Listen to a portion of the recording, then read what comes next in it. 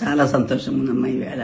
ఎందుకంటే మా అబ్బాయి రాజకీయాల్లో వాడు విధయ్యాడు. వాడు పడ్డ కష్టానికి భగవంతుడు అబ్బాయితో మంచి ఫలితం ఇచ్చాడు. అందుకు చాలా సంతోషంగా ఉందమ్మా. ఈ రోజు నుంచి గాజు గ్లాసులో టీ తాగుతాను.